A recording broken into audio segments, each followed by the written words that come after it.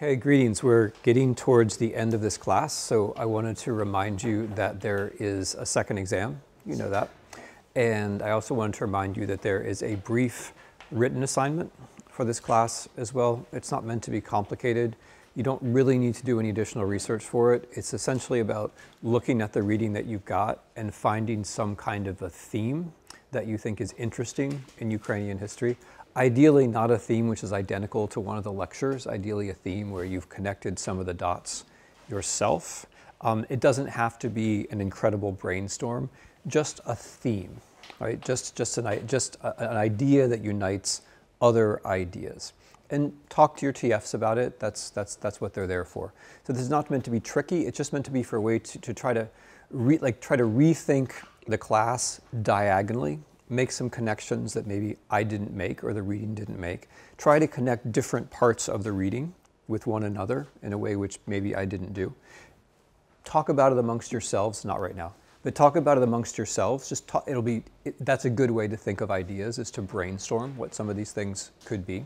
Might even be fun, meet your classmates, right? Invite that person you always want to invite for tea, right? Here's your chance. Who knows what will happen?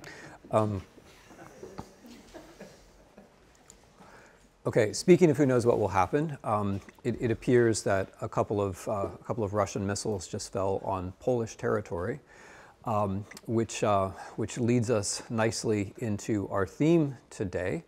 What I'd like to do today is I actually want to take a step back and talk at greater length about the Polish factor, just as I did a couple of lectures ago about the German factor. I want to do properly what I meant to do last time, which is to give you a sense of how Polish policy after 1989 helped Ukraine to become the state that Ukraine has become. I'm going to use that to lead into the main subject, which is the 1980s, the 1990s, and the formation of a Ukrainian state.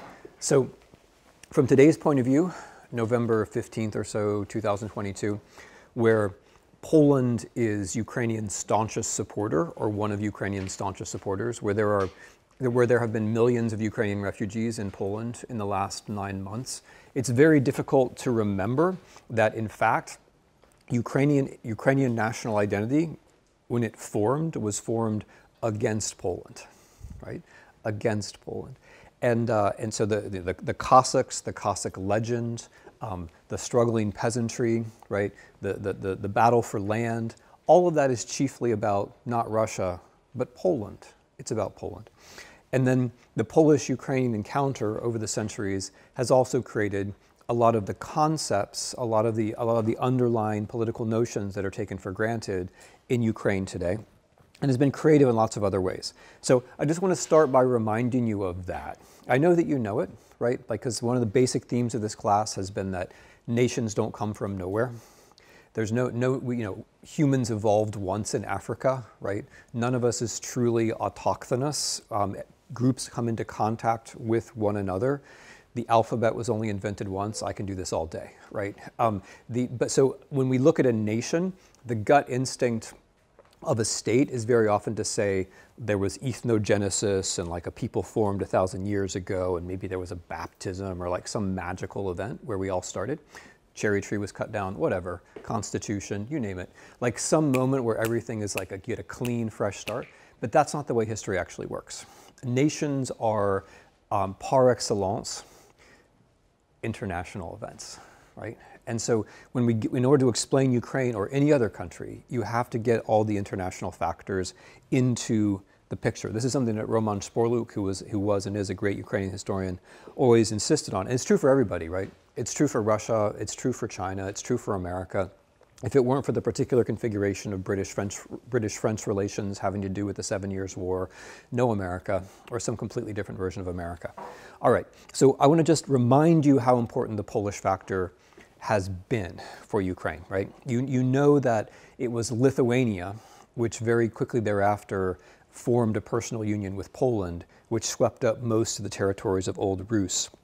including Kiev.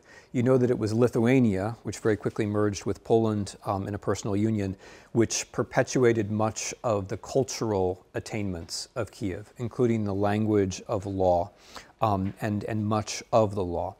You know that because of the Polish-Lithuanian state, or the Lithuanian-Polish state, Kiev becomes a major center of European trends, such as Renaissance, Reformation, Counter-Reformation. Kiev, along with Chernihiv, a couple of other places. If this were a class in Belarusian history, we'd be talking about some other characters like Skarina. But Kiev is one of the places where an Orthodox world, an Eastern Christian world, is bouncing up against these Western trends. And that's because of the Polish connection or the Lithuanian connection. The idea of a republic, which is very important, right? Respublika, Rzeczpospolita, Rzeczpospolita. The idea of a republic comes from Poland. It's not coming directly from Rome, of course. It's coming from Poland. The idea of political rights in a republic, which may not be held by everybody. And of course, the dispute between the Cossacks and the Polish nobility back in the 16th century, 17th century, is largely about who belongs to the republic, right? Who actually has rights.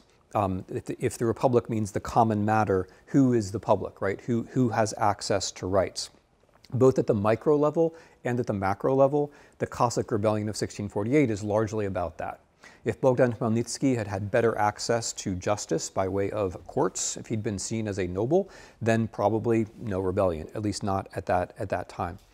The Cossacks themselves, this particular formation of Cossacks anyway, around Zaporizhia, is a result of Polish power, encounter of Polish power with the Crimean Tatars. They're living in a zone between Polish power and the Crimean Tatars, and they're learning from both, adapting to both, right?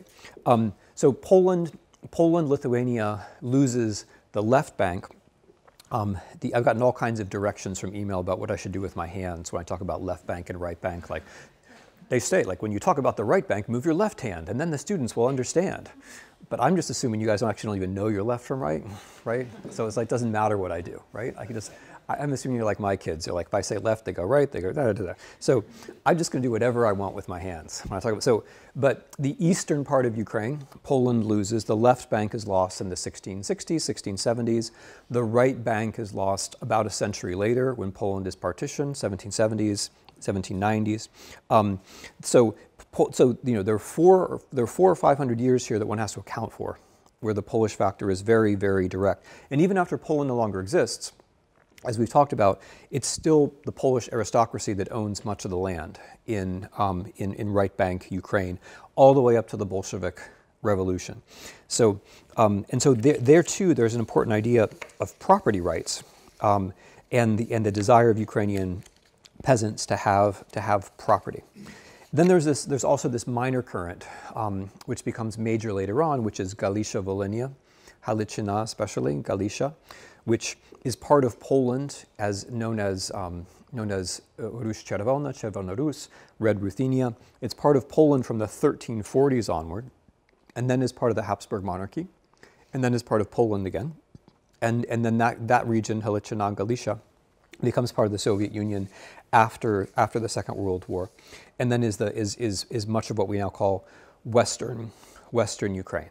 Okay, so I'm just reminding you. I don't want you to forget any of this when we enter into the modern period, right? Because there's this temptation, it's in the 20th century, this kind of unhealthy temptation to say, okay, well, something has just happened and now everything else is gone, right? Like the First World War is the war to end all wars, right? And you know, the Second World War was thought to reset everything.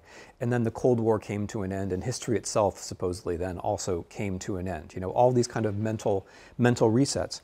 But there's no way to understand Ukraine without this long trajectory, which of course can be interpreted in various ways. But it's uncontroversial, and I think incontrovertible to say, without the Polish factor in the long run, there wouldn't be a Ukraine of the kind that we now have.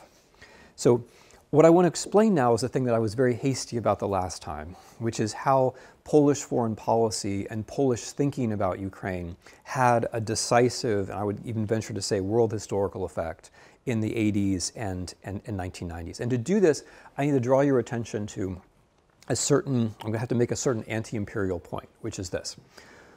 When people talk about the period 89 to 91 now, they talk about Moscow and Washington, which is already problematic because what happened in 89 to 91 had a lot to do with Warsaw, Prague, Budapest, Vilnius, a lot of other places. But more than that, people talk about Moscow and Washington as though they knew what they were doing, right? Especially with respect to Washington. There's this very strange view which holds that the Soviet Union broke up in 1991 because the Americans, and they were all powerful, and they machinated, is that a word? It was all machine, right? Like they were behind everything, and somehow there was a plot, and they wanted to break the Soviet Union up.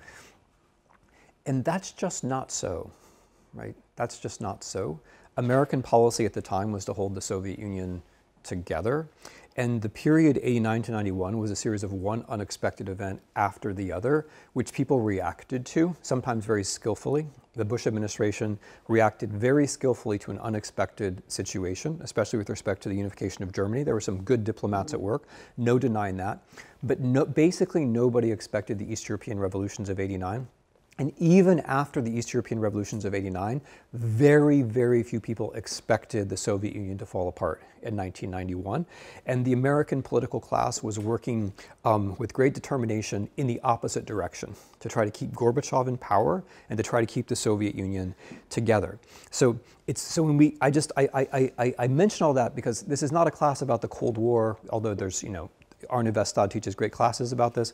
This is a class about Ukraine, but it's very important to see that these countries where people lose focus, right? Like what people remember about 89 to 91, I mean, okay, what's one image from 89 to 91? Follow the Berlin Wall. Yes, David Hasselhoff. Sorry, that joke did not work. Okay, that joke was totally out of, you know who David Hasselhoff is? Okay, so like that he played on the Berlin Wall? Yeah, so David Hasselhoff here is like Kit and Knight Rider. That was a Knight Rider, yeah. Whereas in Germany, he's a rock star, and in Austria, he's a rock star. And so when the Berlin Wall fell, like David Hasselhoff went and played. So, okay, you don't need David Hasselhoff, but the image is the Berlin Wall falling, okay, which it didn't fall. Like, it's a very dramatic image, right? Like, the people, and then it fell. It didn't actually fall. Like they opened the gates, and they opened the gates because an Italian journalist asked a question, and and the East German official gave an ambiguous answer, and people went to the gates, and the border guards opened them, and then they charged into. But that's not how communism really came to an end. The reason why we like Berlin Wall is because it's very dramatic, right? And because it's Germany. And Germany is a big, important country. But the real action at the end of the Cold War was not actually in Germany. The real action at the very end of the Cold War was much more in Poland than anywhere else. And when it comes to the end of the Soviet Union, we can't understand that part without Ukraine. Okay, I'm sure you all get that. So the point that I want to make now is that there was an interior development inside Poland or among Poles that was running against the main current of communism and also against the main current of nationalism. And if that sounds contradictory, keep in mind that one of the ways that communism was trying to stay in power by the 70s and 80s was as a kind of boring, homogenizing version of nationalism. A nationalism which looked back to uncontroversial symbols that wouldn't offend the people in Moscow. A communism that took credit, in the Polish case, for making the country nationally homogeneous, i.e. without Germans, without Ukrainians, and without Jews.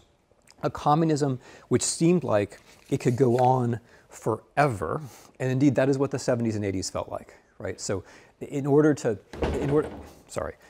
understand this, like the mood shift of '89, one has to grasp that it really did seem like that version of communism could go on forever. It really did seem like that they were winning, as they put it, the correlation of forces was in their favor, that they were winning in the third world, that they would keep winning in the third world, that their economy was big, comparable to the American economy. The CIA thought that the Soviet economy was, in 1975, was 57% of the size of the US economy, which it almost certainly wasn't. The East German economy was thought of as being, I forget, but it's like the 5th, 6th, 7th, 8th, one of the biggest economies in the world, right? or at least per capita. Those things were really not true, but that's really how it seemed. So the version of communism which was going on in Poland offers a kind of exception, and that exception was solidarity. And I have to mention solidarity. I realize this is a class about Ukraine, not about Poland, but the solidarity movement in Poland, which one of your TAs, whose name I won't mention since I've learned I shouldn't mention anybody's name because then they get like millions of emails. But one of your TAs, who shall now remain nameless, works on this subject. I'll be very happy to talk to you about it. You can guess which one. So solidarity is very special because what solidarity does is that it opens a kind of window where discussions of difficult questions having to do with communism and nationalism are possible. Solidarity is possible because the Polish workers, above all, right? Who gets left out of the story of the revolution? The workers. There was only one working class revolution ever, and it was in Poland. And who gets left out of the story? Poland and the workers, right? So, so it's very like '89. It's all about the clever guys in the suits. No, it's fundamentally about a working class revolution which began in Poland, which made it seem possible that communism could come to an end. So, what was special about Poland was this. In the 70s, the Polish regime was operating basically the way that other communist regimes in Eastern Europe were operating and the way Brezhnev wanted them to operate.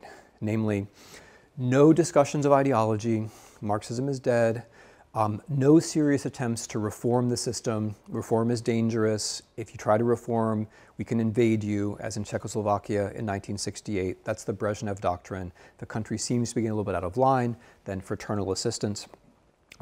So the Polish government, which was led by a man called Edward Gierek, took this to kind of its logical extreme and said, okay, if this is all about consumerism and nationalism, then what we're going to do is we're going to borrow, and you can see like how this is just the next logical step. We're going to borrow a lot of money from the West. We're going to let people travel a little bit more. We're going to work on refrigerators and cars and consumer goods, try to provide them.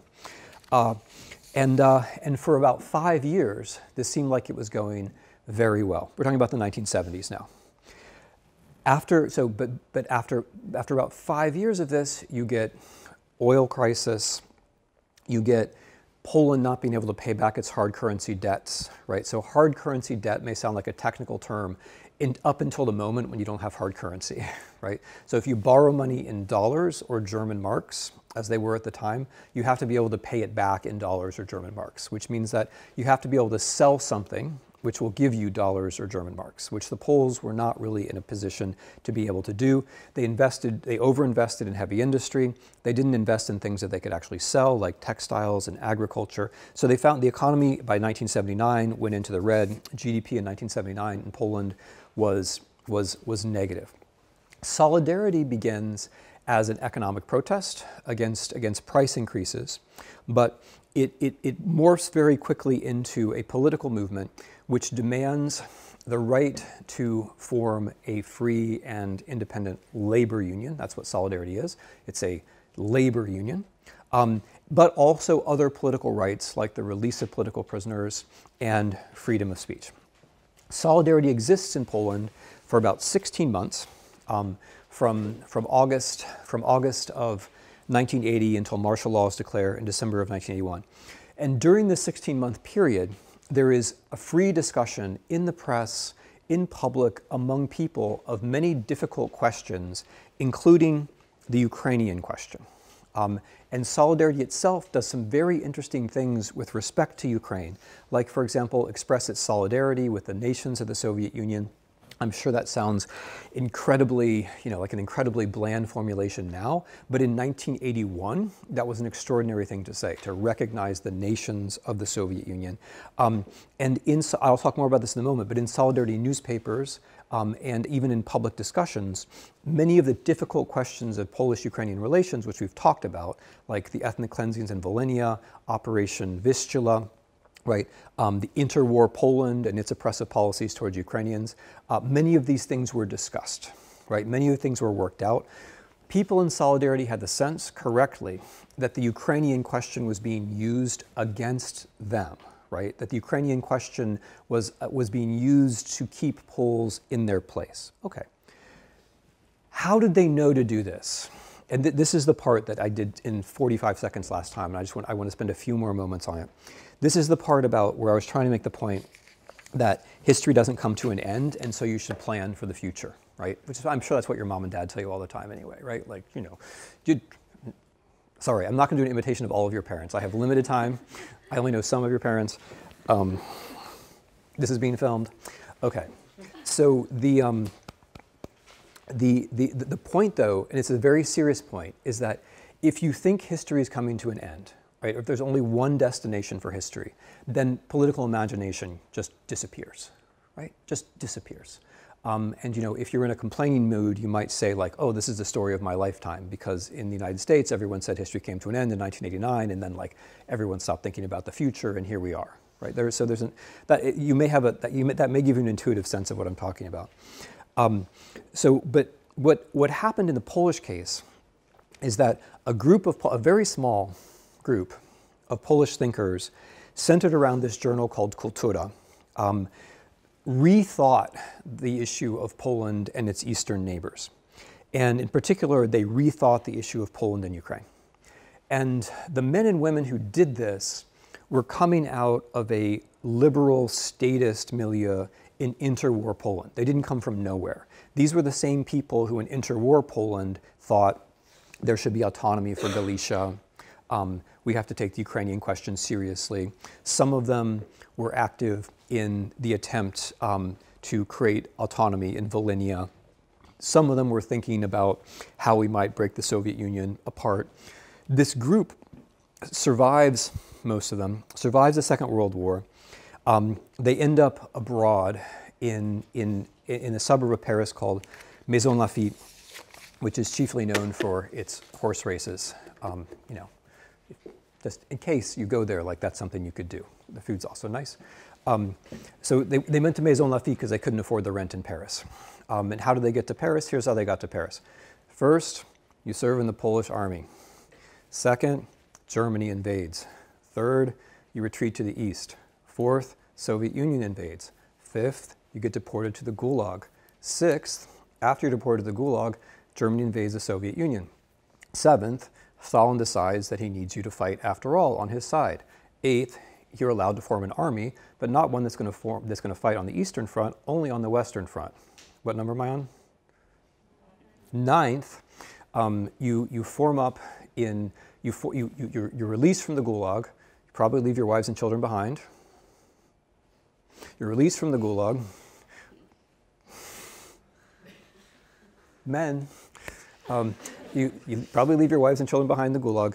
You form up, that part of the story always gets left out. But if you think about it for just a minute, you realize, well, wait a minute. Where were the women and children? Oh, they were still in the Gulag. Okay, so you form, that's what heroism looks like. So you form up in an army, in a base in southern Russia. You make your way through Iran, Iraq, Palestine, northern Africa. You fight on the Western Front in Italy, take terrible casualties, especially at a famous battle called Monte Cassino. That's the standard trajectory, right? And then, after having done all of that, of course, the Soviets win the war on the Eastern Front, Poland goes communist, you can't go home. Okay, so simple little story. That's the basic trajectory of a lot of these folks. There are variations, but that's the basic idea. So these are people who are very often Russian speakers. Jerzy Giedroyc's the most important of them, born in Minsk, Russian probably his preferred language of reading, had a Russian wife for a while. Józef Chapsky, probably the second most important of them, born in what's now Belarus, very extremely cosmopolitan origins, chooses Polish identity. These are people who knew Russian, who knew Eastern Europe, who had a sense that Poland, you know, their sensibility about Poland was everything opposite, everything contrary to the notion that it was some kind of small Central European, ethnically homogeneous entity. But their achievement was to think about the future and to imagine imagine what it would be like to be an independent Poland in Eastern Europe. In other words, they went beyond the obvious grievance position, which is, I mean, it is totally obvious. Poland lost half its territory. It lost millions of people during the war. It was an ally, right? The whole Second World War was fought because of Poland. And even though it was an ally, it still ends up under Soviet rule. The entirety of Warsaw is destroyed at the end of the war. So there are things to have grievances about, but they, if you want, quite calmly or even coldly, move beyond the grievance. Oh, and the point is a lot of these grievances could be directed against Ukrainians, right? Ukrainians got Western Ukraine. That's not what they called it. Ukrainians got the districts of, of Malopolska Wschodnia. They got Volyn. The Ukrainians got this territory from us. So a lot of these grievances could be directed against Ukrainians. What Kultura did was they moved beyond the grievance position into what they portrayed as a geopolitical position, which is interesting. They said, okay, if there's going to be an independent Poland, how is that going to be possible? How is it going to be possible? It's going to be possible with an independent Lithuania, independent Belarus, and especially independent Ukraine. And the reason why this is so important, this is their argument, is imperialism. Imperialism. Russian imperialism will only be blocked by an independent Ukraine. Polish imperialism will only be blocked by an independent Ukraine. There's a very important degree of self-understanding and self-knowledge in this. When I went to visit Jerzy Giedroyc in Paris and Maison Lafitte in 1994 for the first time, he had no idea who I was. He didn't have a particularly high opinion of Americans, I was just some kid. But I told him what I was working on. At the time, I was working on Polish, contemporary Polish diplomatic relations with Ukraine and Lithuania. And he said, he gave me this little speech in which he said, proszę pana, you've probably heard a great deal about the romantic Polish legacy in the East and all of the terrible suffering of the Poles in the East. And he said, this is all nonsense, right? Which is a very strong thing, to deny the entire frontier rhetoric of your own country. Very strong position, to take Polish romanticism and say, I'm just going to push that aside, right? Very strong position, very strong position. And so they start with the geopolitical logic, and the whole time what they say is, this is all just cold, hard geopolitical reasoning. That's what they say. But in order to carry this out, in order to make Ukraine real, they engage with Ukraine. And again, for a lot of them, they've been already doing this for decades, right? So Giedroyc took a class in Ukrainian history, and I think 1924 in Warsaw, right? Okay, so classes in Ukrainian history, they're important. He took a class in Ukrainian history as a law student in Warsaw. He was engaged with the Galician question in interwar Poland. It wasn't the first time they thought about Ukraine, but they engaged with Ukraine in the sense that they publish, I mentioned this last time, they published Ukrainian writers, right? They published George Shevelov, who's a brilliant Ukrainian philologist. They published Boris Levitsky, who was a otherwise unknown but very talented Sovietologist or contemporary historian of the Soviet Union. They published 1,000 pages of what Giedroyc calls the executed Renaissance, which is the murdered, or some of them committed suicide, but the murdered or exiled Soviet Ukrainian writers of the 20s and early 30s. In 1952, they publish a letter, I mentioned this last time, they publish a letter saying, let the blue-yellow flag fly over Lviv, which is an extraordinary, at the time, an extraordinary thing to say. And then they back that up over the course of the 60s and 70s with a long series of geopolitical articles. But the entire time they're doing this, they're also publishing, and here comes the slightly, the part which is slightly impalpable, but they also befriend Ukrainian writers, right? They befriend Ukrainian writers. Ukrainian writers become part of their milieu. Over the course of the decades, these friendships build up, and Ukraine becomes real for them. So the entire time they're saying, this is just like a cold-hearted, we're just cold-hearted geopoliticians. We're just doing this in the interest of the Polish state. And that's some of the truth, maybe even most of the truth. But that calculation, you might even say that geopolitics was only possible with the help of the personal dimension, right? They couldn't have done it themselves. They needed to do it with the Ukrainians, right? And so a lot of Ukrainians found their voice. Oh, and I almost forgot to say, the person, he only published one article in Kultura, to my knowledge, but the person who was often guiding Giedroyc about who to publish on the pages of Kultura was this fellow Ivan Rudnitsky, who I mentioned towards the beginning of the course. Ivan Rudnitsky, who comes from this Ukrainian family, Jewish origin. His mother was Milena Rudnicka, powerful orator, parliamentarian in interwar Poland. It was Ivan Rudnitsky who, in the 60s and 70s in particular, was winning the debate in the diaspora about what kind of nation Ukraine was. He was also advising Giedroyc about who to publish in Ukraine, right? Rudnitsky, you know who Rudnitsky is because you're doing the reading, right? I don't have to tell you who you're doing the reading. Yes, I like the smiles when I say that. I'm not going to think too hard about what those smiles mean, but I like them. So Rudnitsky, who's the most influential voice on behalf of the argument that Ukraine is a political nation, and not an ethnic one, is involved with Giedroyc, has a very similar idea, right? A very similar idea about nationhood, which is it's fundamentally a political commitment, fundamentally about political action. Okay, so why am I dwelling on this so much? I'm dwelling on this so much because you've seen in this class how Ukraine is a result of, and sometimes the victim of, various imperial powers. You can't make sense of Ukraine without the Ottomans, the Crimean Tatars. You can't make sense of Ukraine even without the Swedes, if only briefly. The Austrians certainly matter quite a lot, and the Germans matter definitely, especially in the 20th century. The most important imperial powers would be the Russians and the Poles. If you look at the situation as the Soviet Union is coming to an end in the late 1980s, you're down to only two possible imperial powers. Well,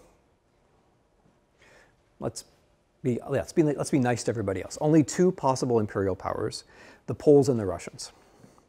And the Poles take themselves out of the picture. The Poles take themselves out of the picture.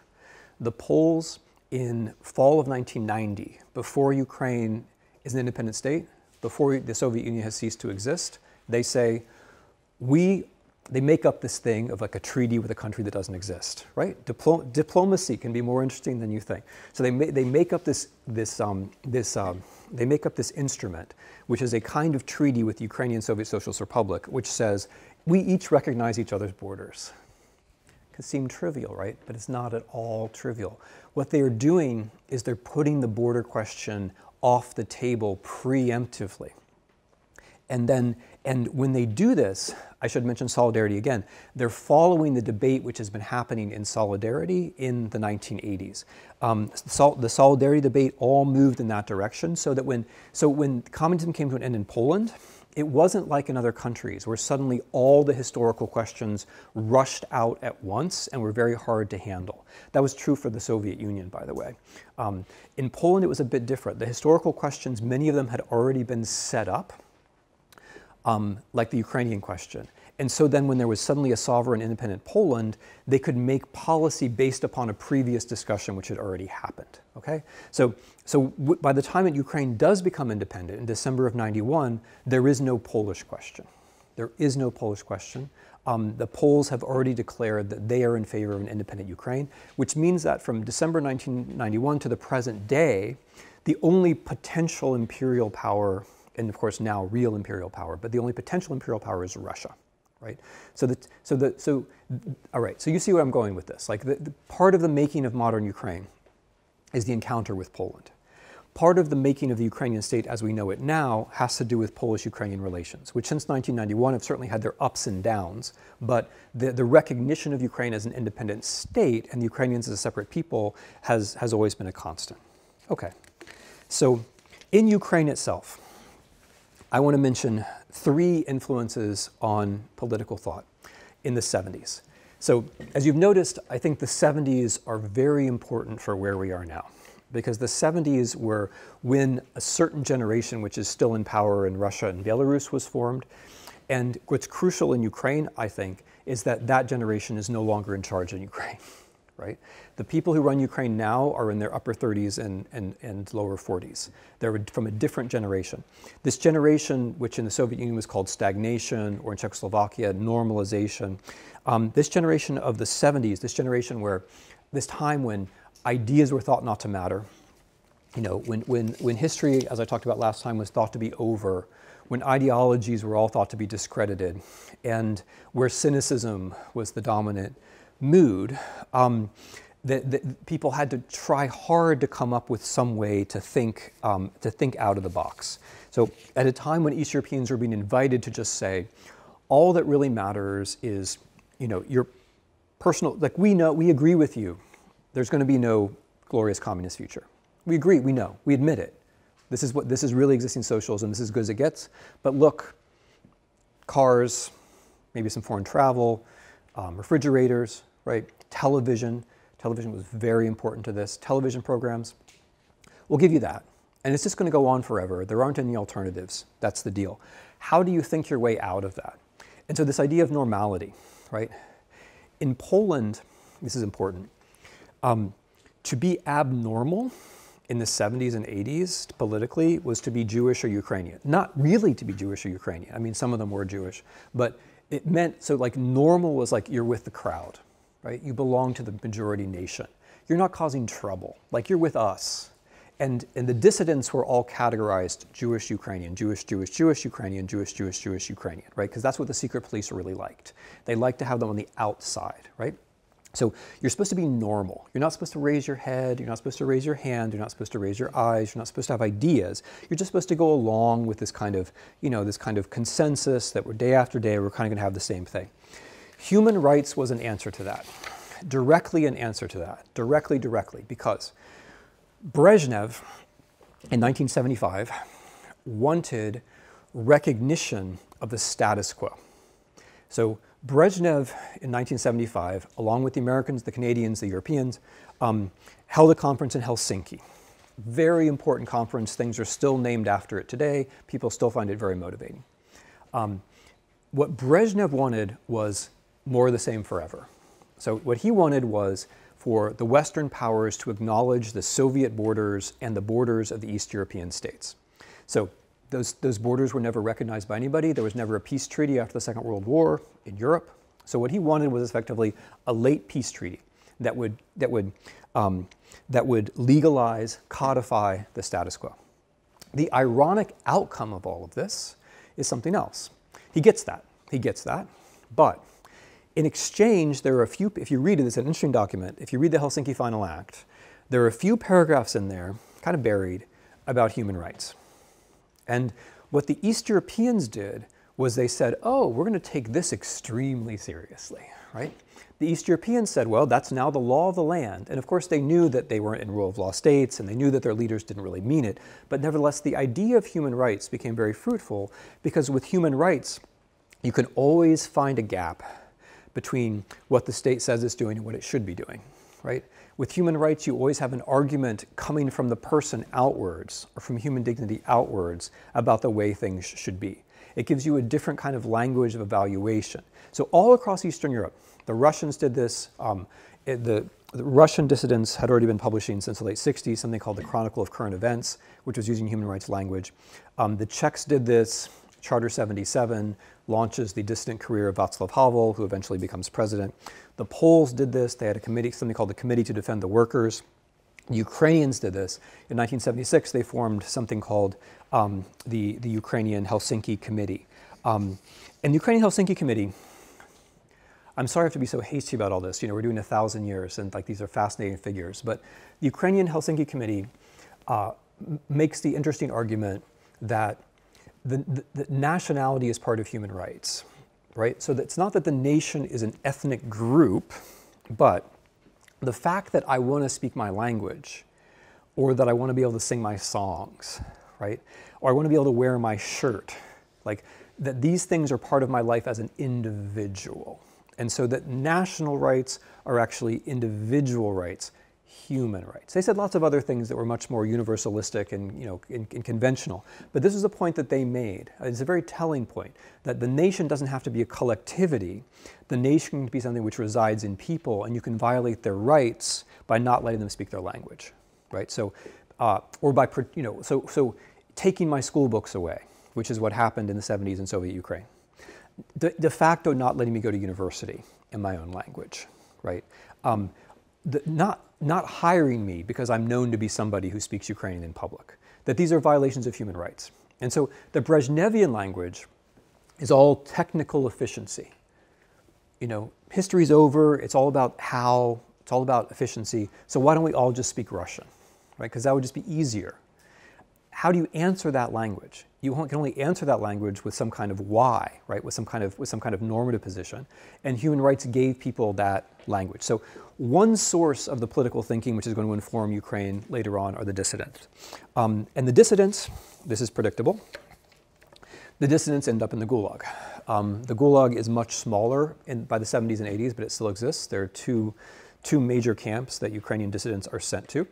And in these camps, they encounter Ukrainian nationalists because those people were sentenced to 25-year terms, sometimes repeatedly, right?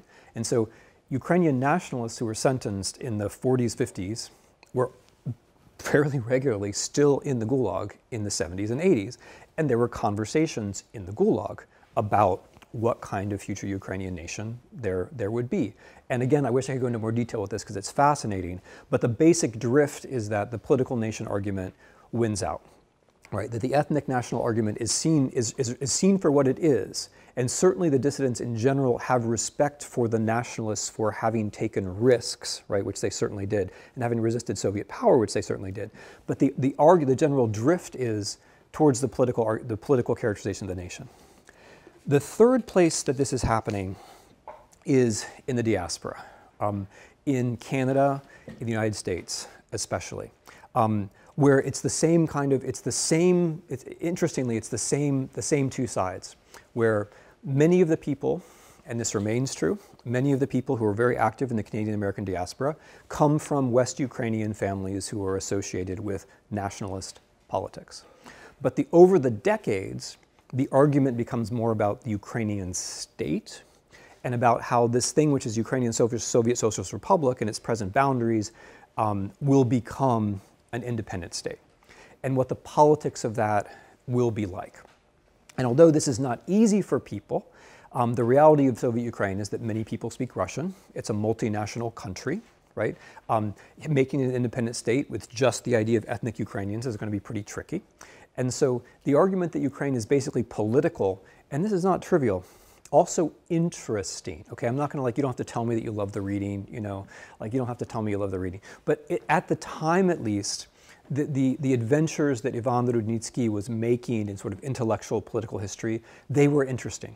Okay, like now I sound so defensive for like assigning you this stuff, but it wasn't just, you know, you'll notice he's not just writing about how there were Ukrainian people and look at their songs and it lasted forever, right? That was my parody of Hrushevsky.